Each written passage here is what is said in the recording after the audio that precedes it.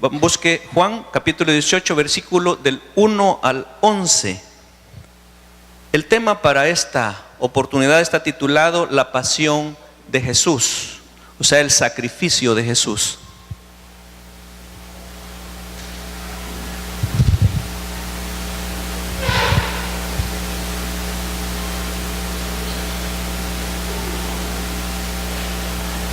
Cuando tenga la porción que le dije, me dice amén para saber que ya estamos listos para poder leer las Escrituras. Amén. ¿Todavía hay algunos que lo andan buscando? Juan capítulo 18, versículo 1. Amén. Leemos la palabra conforme está escrita, en el nombre del Padre, del Hijo y del Espíritu Santo. Dice en el versículo 1 del capítulo 18 de Juan: habiendo dicho Jesús estas cosas, salió con sus discípulos al otro lado del torrente de Cedrón, donde había un huerto en el cual entró con sus discípulos, y también Judas, el que le entregaba. Conocía aquel lugar, porque muchas veces Jesús se había reunido allí con sus discípulos. Judas, pues, tomando una compañía de soldados y alguaciles, de los principales sacerdotes y de los fariseos, fue allí con linternas y antorchas y con armas. Pero Jesús, sabiendo todas las cosas que le habían de sobrevenir, se adelantó y les dijo: ¿a quién buscáis? Le respondieron: a Jesús Nazareno. Jesús les dijo: yo soy. Y estaba también con ellos Judas, el que le entregaba. Cuando les dijo: yo soy, retrocedieron y cayeron en tierra. Volvió pues a preguntarles: ¿a quién buscáis? Y ellos dijeron: a Jesús Nazareno. Respondió Jesús: os he dicho que yo soy. Pues si me buscáis a mí, dejad ir a estos, para que se cumpliese aquello que había dicho: de los que me diste, no perdí ninguno. Entonces Simón Pedro, que tenía una espada, la desenvainó e hirió al siervo del sumo sacerdote y le cortó la oreja derecha. Y el siervo se llamaba Malco. Jesús entonces dijo a Pedro: mete tu espada en la vaina. La copa que el Padre me ha dado, ¿no la he de beber? Oramos. Padre amado, te damos gracias porque nos permites en esta tarde poder escudriñar las Escrituras y poder darnos cuenta de tu inmenso poder, darnos cuenta de tu deidad, darnos cuenta de tu soberanía. Agradecemos ese acto de amor, haberte entregado por cada uno de nosotros. Reconocemos tu grandeza, reconocemos tu soberanía. Padre, háblanos en esta tarde, revélanos tus propósitos, que tu palabra cobre vida en cada uno de tus hijos, en todos aquellos que reciben tu palabra, que podamos aprender de ti, que podamos, mi Dios, honrar tu nombre a través de lo que tú has hecho por cada uno de nosotros. Gracias, mi Dios, en el nombre de Jesús. Amén y amén. En los capítulos del 13 al 16 termina la narración de Juan sobre el discurso de despedida a sus discípulos. Luego en el capítulo 17 es donde Jesús intercede por sus discípulos pidiendo tres cosas. Y luego después pasa al capítulo 18, donde empieza ya la pasión de Jesús, lo que es el sacrificio de Jesús, o sea, el cumplimiento del plan, el cumplimiento del propósito por el cual el Padre lo había enviado o lo envió a este mundo. El propósito de esta porción o de este tema es reconocer y exaltar la soberanía de Dios, porque Dios es soberano, Dios tiene control sobre todas las cosas. Jesús, decía, termina su discurso de despedida e intercesión por sus discípulos, y en este capítulo pasa a lo que es la pasión o el sacrificio, el cumplimiento de la profecía, el final de su ministerio terrenal, teniendo completamente el control de todas las circunstancias, consciente que su hora había llegado y él se entrega voluntariamente para ser arrestado. La pasión de Jesús, o sea, el sacrificio de Jesús, empieza desde el arresto, cuando él es arrestado por los fariseos, por los sacerdotes y la traición de Judas. Vamos al desarrollo del tema y vemos en el versículo 1 y dice: habiendo dicho Jesús estas cosas. ¿Cuáles cosas? Las que acabo de mencionar, lo que él ya había hecho antes en los capítulos que acabo de mencionar, que él había dado su discurso de despedida a sus discípulos, ya los había preparado para ese momento. Luego él intercede pidiendo por protección por los discípulos, pidiendo por santificación y pidiendo por la unidad. ¿Se recuerdan eso, verdad? De lo que hablamos la vez pasada, del tema pasado. Entonces, después de esto, es que Jesús dice que pasó al otro lado con sus discípulos. Dice en el versículo 1: habiendo dicho Jesús estas cosas, salió con sus discípulos al otro lado del torrente de Cedrón, donde había un huerto, en el cual entró con sus discípulos. Y dice en el versículo 2: y también Judas, el que le entregaba, conocía aquel lugar, porque muchas veces Jesús se había reunido allí con sus discípulos. Decía, cuando dice después de haber orado al Padre por sus discípulos, salió al otro lado del torrente de Cedrón. En este arroyo estaba cerca de Jerusalén, que tenía poca agua. O sea, el torrente de Cedrón, se conoce también como el Valle de Cedrón. Era como una cañada, una endonada, donde en la época de verano no había mucho flujo de agua, era un poco seco. Pero también en la época lluviosa dice que se llenaba. Entonces, pero podemos encontrar en estas palabras algo muy importante, lo que significa el Valle de Cedrón, o el arroyo de Cedrón, o el torrente de Cedrón, donde dice que había un huerto en el cual entró con sus discípulos. Al hablar de huerto, la Biblia habla de dos huertos. Y nos vamos atrás a lo que es el Antiguo Testamento, cuando en el principio, en Génesis, en el capítulo 2, el Señor habla de que en el principio Dios hizo los cielos y la tierra. Y allí habla del primer huerto, el huerto del Edén, donde puso aquel primer hombre, donde aquel hombre desobedeció a la orden de Dios, desobedeció al mandato de Dios. Y esto trae consigo una serie de enseñanzas. Dice, en el arroyo cerca de Jerusalén, que tenía poca agua durante la estación seca, pero mucho durante la época lluviosa se crecía demasiado. Su nombre se deriva, torrente de Cedrón se deriva de la raíz hebrea kadar, que significa ser cenizo, o significa también lugar oscuro o lugar sombrío. Este torrente era significativo porque era un lugar oscuro, y fue donde Judas aprovechó. Y dice, más enseguida vamos a ver que dice que se presentó con linternas y antorchas y armado, ¿verdad? Vamos a verlo más adelante. Había un huerto en el cual entró con sus discípulos, y este es el huerto Getsemaní. Juan no lo menciona en el pasaje, o en la narración del Evangelio de Juan, no lo menciona, pero sí habla de un huerto. Y los sinópticos, o sea, Mateo, Marcos, Lucas, ellos sí hablan de este huerto, y es el huerto Getsemaní.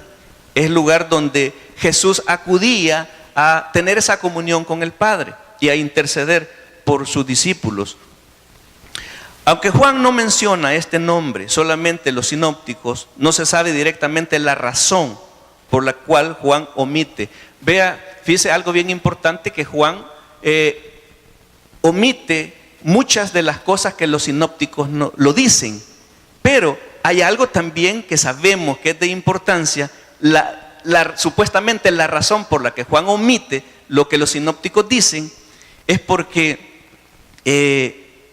Juan sabía de que allí, en ese lugar, o sea, Juan va a lo más preciso, que Jesús iba a cargar el pecado del pueblo. Él iba en ese huerto a consumar lo de la profecía, porque ya estaba profetizado, y desde su nacimiento.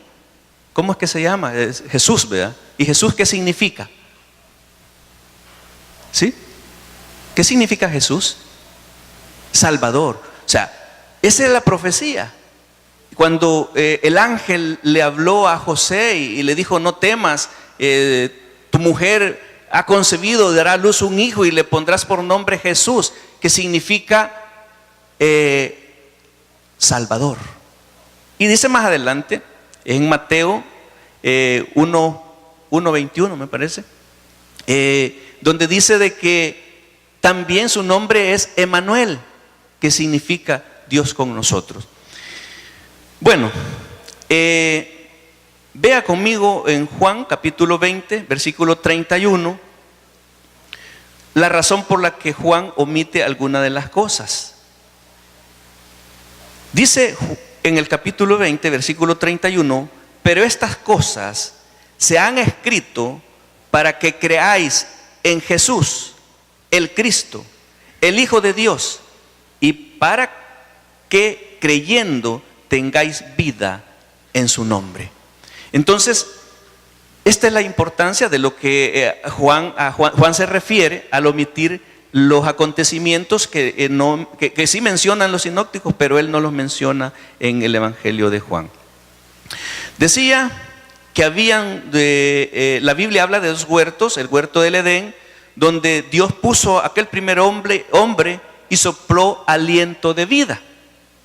También fue donde el hombre Dios le dio al hombre que le pusiera nombre a todos los animales. Y dice que según lo que Adán le puso a esos animales, así es su nombre.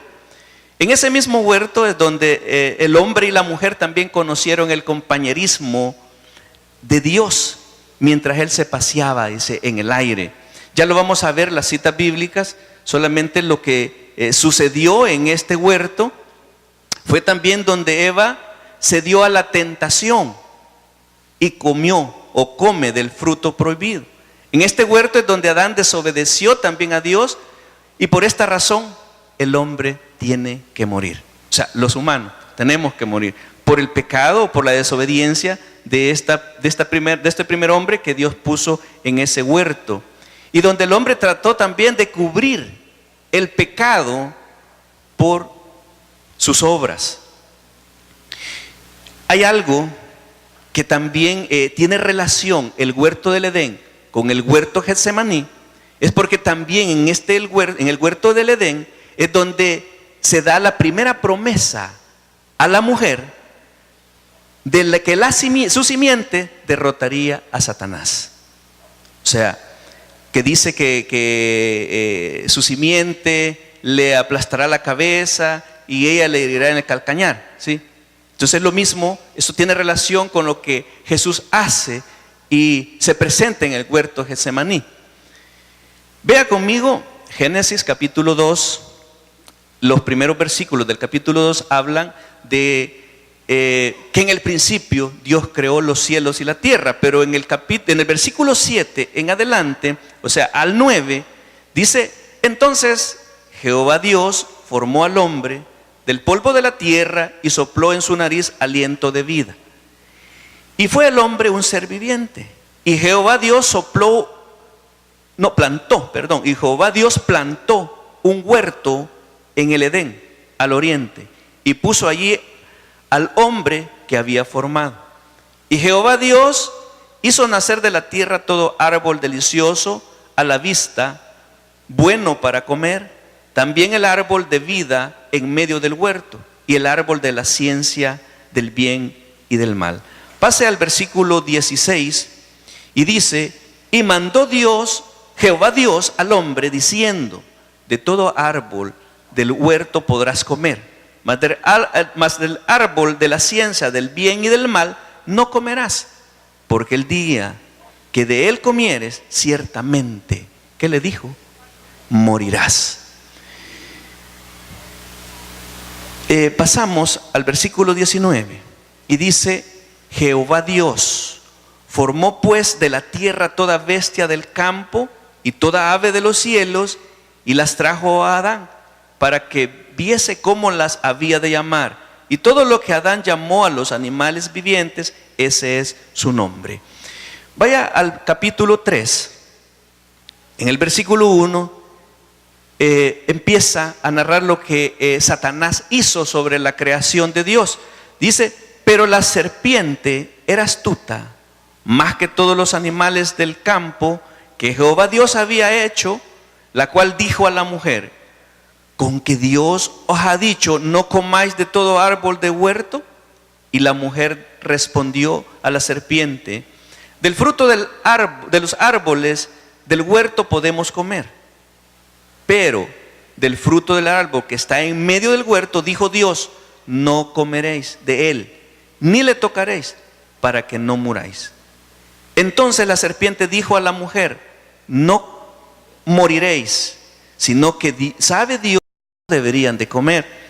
Entonces, en el versículo 8 del capítulo 3, entonces el hombre, cuando se sintió descubierto que habían pecado, habían desobedecido a Dios, trataron de esconderse. Y dice en el versículo 8, y oyeron la voz ¿de quién?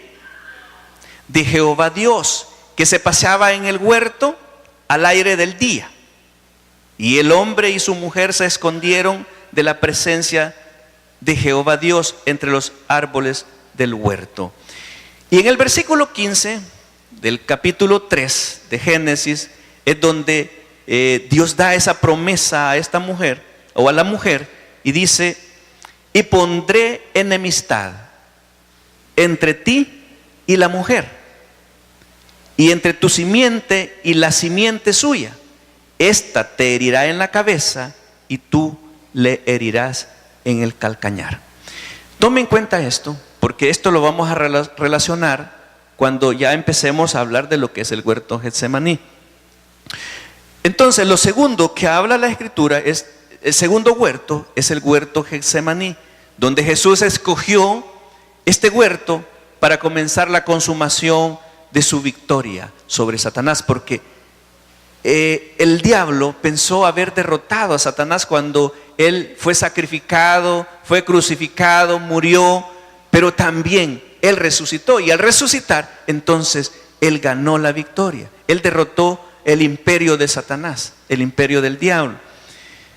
Desde el contexto de las Escrituras podemos darle el lugar donde Jesús, o sea, un sentido, el lugar donde Jesús fue arrestado, tres significados. El primer significado del huerto Getsemaní es el triunfo de Jesús sobre Satanás y sobre el pecado, porque allí es donde Jesús venció a Satanás y venció el pecado, porque nosotros por el pecado estábamos condenados a muerte. A través de la desobediencia de aquel primer hombre, entonces Dios decretó una maldición sobre la humanidad, sobre la tierra y sobre todo lo creado. Y ustedes lo saben, en Génesis narra toda la historia, que la tierra fue maldita, la tierra ya no dio su fruto, la tierra produjo cardos, espinos. El hombre con el sudor de su frente tuvo que ganarse la vida y comer el pan de cada día. La mujer tuvo que parir sus hijos con dolor. La serpiente tuvo que arrastrarse y comer polvo todo el tiempo de su existencia. Entonces Dios decretó una maldición, y esa maldición fue rota en el huerto de Getsemaní a través del sacrificio de Jesús, a través de la pasión de Jesús. Allí fue roto esa maldición. Entonces, lo primero que habla el huerto de Getsemaní, o el significado, es el triunfo de Jesús sobre Satanás y el pecado. Desde el huerto de Getsemaní, el Señor finalmente vencerá toda tentación que hizo que el hombre se alejara del Padre en el primer huerto. El hombre había puesto en el huerto, Dios lo había puesto en el huerto de Edén para que viviese eternamente, pero la desobediencia trajo el pecado, y el pecado trajo consigo la muerte. Segundo, es que en este huerto se entrega a sí mismo el Señor a la maldición de la muerte como expiación del pecado del hombre. Allí fueron expiados nuestros pecados a través del sacrificio de Jesús, a través de la entrega de Jesús en ese huerto. Así como también en el Antiguo Testamento los animales eran sacrificados por Dios para Adán y Eva, porque antes el pecado era cubierto a través del sacrificio de los animales, a través del derramamiento de la sangre de los animales, los pecados eran cubiertos, pero no eran borrados. Pero en este huerto es donde la misma santidad de Dios provee la vestimenta para que sirva o sirviera para que el hombre venga a la presencia de Dios sin avergonzarse. ¿Qué pasó en el huerto del Edén cuando aquel hombre descubrió que había pecado, que había desobedecido a Dios? ¿Qué pasó? Se escondió, tuvo vergüenza que Dios lo viera, que estaban desnudos. Dice que cogieron hojas de higuera y se cubrieron. Entonces aquí en el huerto Getsemaní es donde Dios mismo provee de esta vestimenta para que el hombre venga a la presencia de Dios sin avergonzarse, porque allí el Señor lleva nuestros pecados. Así como la simiente de la mujer en el Antiguo Testamento dice, o sea en Génesis, que la simiente de la mujer aplastará la cabeza y la simiente de la serpiente herirá el calcañar. Dice dice, así como la simiente de la mujer, él cumplirá la promesa, o sea que aquí se cumple la promesa en el huerto de Getsemaní, en Jesús, de aplastar la cabeza de la serpiente, aunque asimismo sea dañado su calcañar. En este huerto se cumple la profecía desde el nacimiento del Señor. Mateo capítulo 1, versículo 21. Mateo 1, 21. Dice, y dará a luz un hijo y llamarás su nombre, ¿cómo? Jesús, porque él salvará a su pueblo de sus pecados. A través del sacrificio de Jesús es que nuestros pecados han sido borrados. A través del derramamiento de la sangre de Jesús, a través de esa cruz, es que nuestros pecados fueron llevados a esa cruz y nuestros pecados son completamente borrados. Lo segundo significado que le podemos dar a este huerto Getsemaní es la relación amorosa entre Cristo y la iglesia. Porque Cristo es, ¿qué es Cristo? Para la iglesia, ¿qué? El novio, no, perdón, el esposo.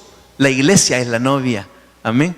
La iglesia es la novia. Entonces, en el huerto Getsemaní también se relaciona con la relación amorosa entre Cristo y la iglesia. A los que creen, Él les promete una relación con Él en el huerto de amor. La novia creyente añora tener una proximidad de relación espiritual. Mire, cuando nosotros venimos a Cristo, hay algo que despierta en cada uno de nuestros corazones ese deseo de relación con el Señor, ¿sí o no? Y cada día entre nosotros nos enamoramos del Señor. Hay una ansiedad por conocer más de Él. Hay una ansiedad por acercarnos más a Él. No sé si a usted le pasa, pero a mí sí me pasa. A mí, entre más escudriño las Escrituras, entre más conozco del Señor, hay algo que me motiva a seguir hacia adelante. Hay algo que me motiva a buscar más del Señor, a tener una relación más íntima con Él. Amén. Jeremías describe la relación del Señor con sus siervos fieles. Isaías capítulo 58 versículo 9. Vea conmigo este capítulo 58, 9. Dice, entonces invocarás y te oirá Jehová, clamarás y dirá Él, heme aquí. ¿Cuándo es que va a decir el Señor, heme aquí? Cuando nosotros clamemos. Vea lo que sigue más adelante. Dice, si quitares de en medio de ti el yugo, el dedo amenazador, el hablar vanidad, y si dieres tu pan al hambriento y saciares el alma afligida, en las tinieblas nacerá tu luz, y tu oscuridad será como el mediodía. Jehová te pastoreará siempre, y en las sequías saciará tu alma, y dará vigor a tus huesos, y serás como huerto de riego, y como manantial de aguas, cuyas aguas nunca faltan. Esta es una promesa de Dios. Cuando nosotros clamemos a Él, cuando nosotros invoquemos su nombre, entonces hay algo que nosotros también debemos de cumplir para que Él responda y nosotros recibamos los beneficios de Él. Luego tenemos lo tercero, que puede significar el huerto Getsemaní, es la esperanza de un paraíso. Amén. Él dice en Apocalipsis: cielos nuevos y tierras nuevas. Amén.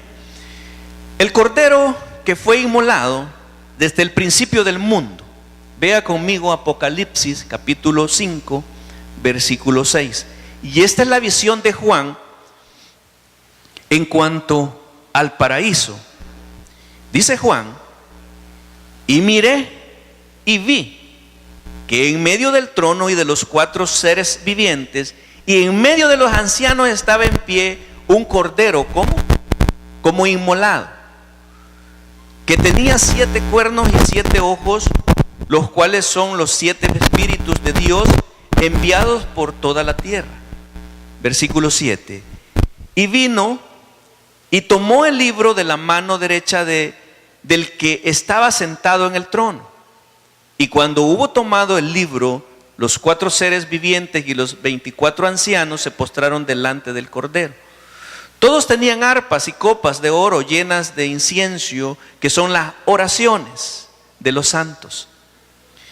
Versículo 9. Y cantaban un nuevo cántico diciendo: digno eres de tomar el libro y de abrir sus sellos, porque tú fuiste inmolado y con tu sangre nos has redimido para Dios de todo linaje y lengua y pueblo y nación, y nos has hecho para nuestro Dios reyes y sacerdotes, y reinaremos sobre la tierra.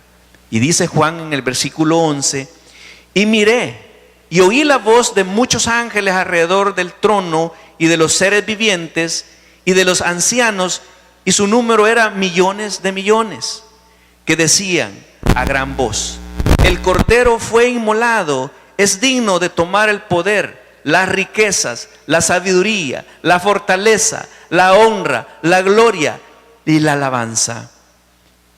Y a todo lo creado que está en el cielo y sobre la tierra y debajo de la tierra y en el mar, y a todas las cosas que en ellos hay, oí decir, dice Juan: al que está sentado en el trono y al Cordero sea alabanza, la honra, la gloria y el poder por los siglos de los siglos.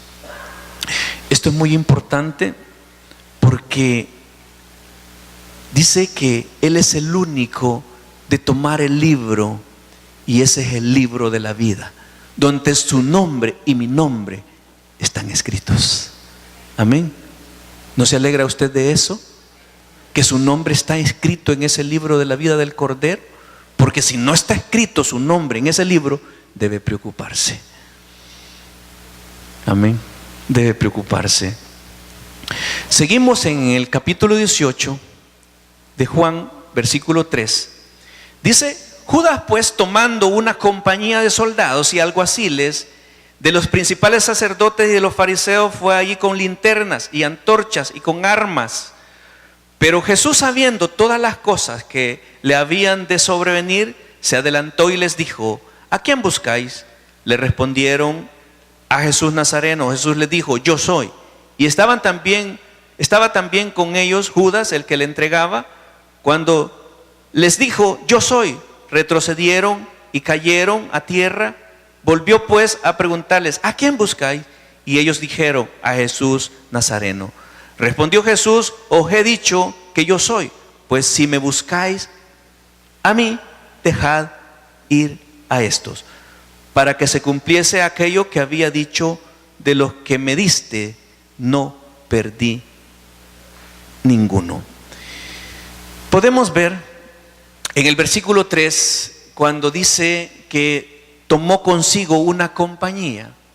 En aquel tiempo una compañía estaba constituida por 600 hombres. Imagínese usted enfrente de Jesús, queriéndolo arrestar, 600 hombres.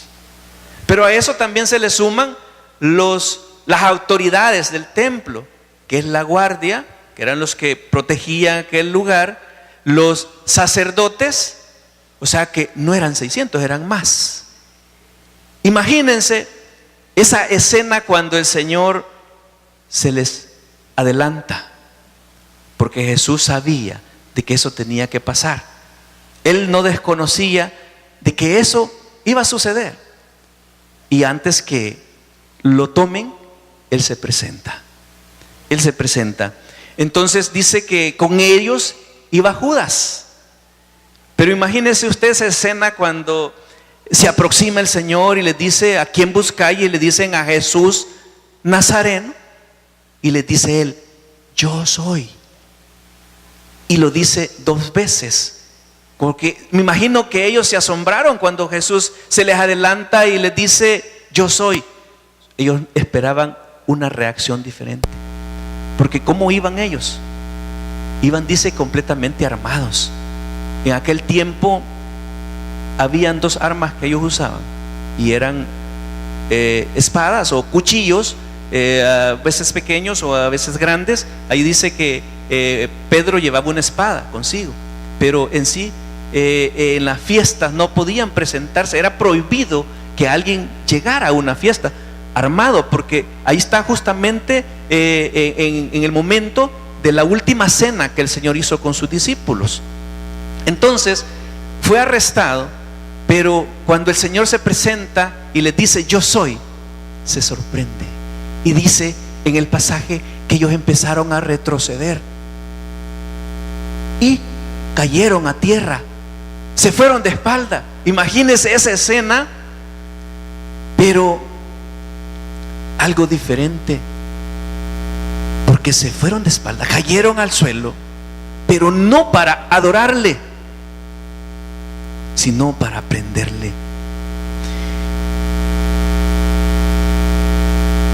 Una compañía, decía, de soldados equivale a 600 hombres, y con ellos las autoridades del templo, la guardia y los sacerdotes fueron con antorchas, dice, y linternas, era completamente oscuro, y armados. Jesús tiene el control. Él pone su vida y tiene poder para volverla a tomar. O sea, Él no le sorprendió ver a aquella multitud que iba sobre Él, que lo iban a prender y que Él sabía que lo iban a matar.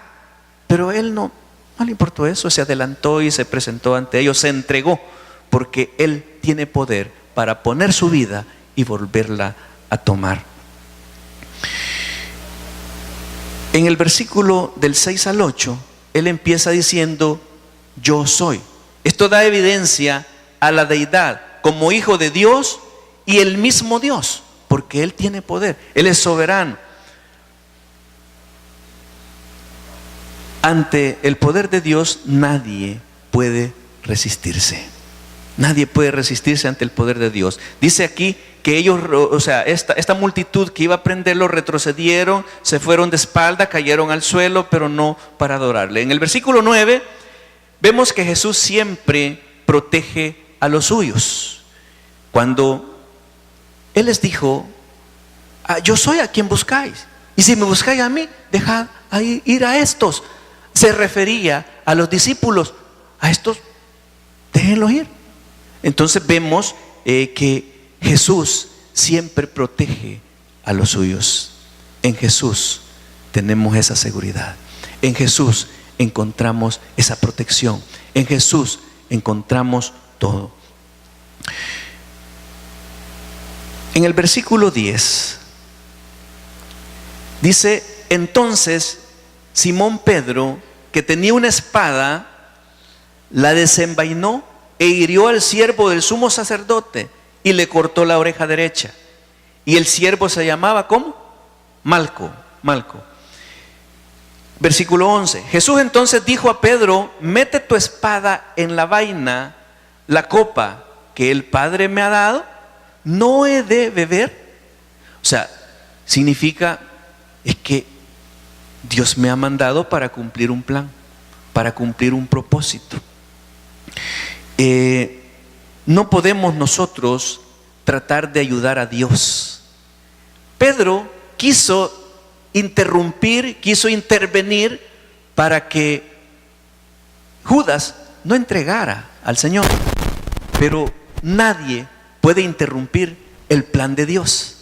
Nadie puede impedir lo que ya está dentro de los propósitos de Dios. Por cierto, el Señor habla de Pedro cuando Pedro se pone en medio y le dice: Señor, cuando Jesús iba a subir nuevamente a Jerusalén, y le dice: ¿para qué vas a subir si te quieren matar? En otras palabras, yo creo que vos no subiría, no iría nuevamente a Jerusalén. Pero le dice el Señor: apártate de mí, Satanás, me eres tropiezo, porque no pones tu mirada en las cosas de arriba, sino en la de los hombres. Nosotros no podemos ayudar a Dios en sus planes.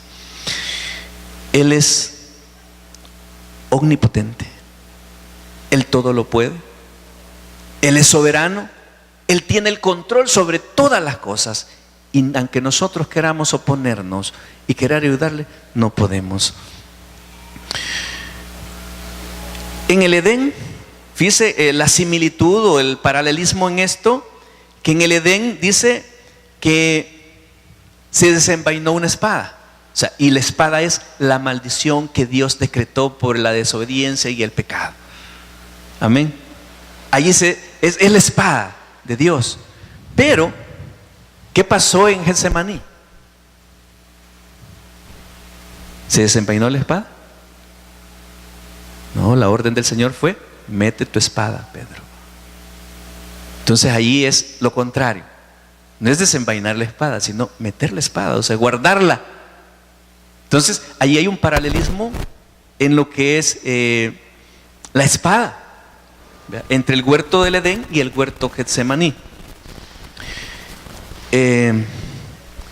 Jesús habla también aquí de la copa del Padre, que el Padre le ha dado. No la he de beber, dice el Señor. Esto es del plan de redención a través de su sacrificio. O sea, que Él tenía que pasar ese momento.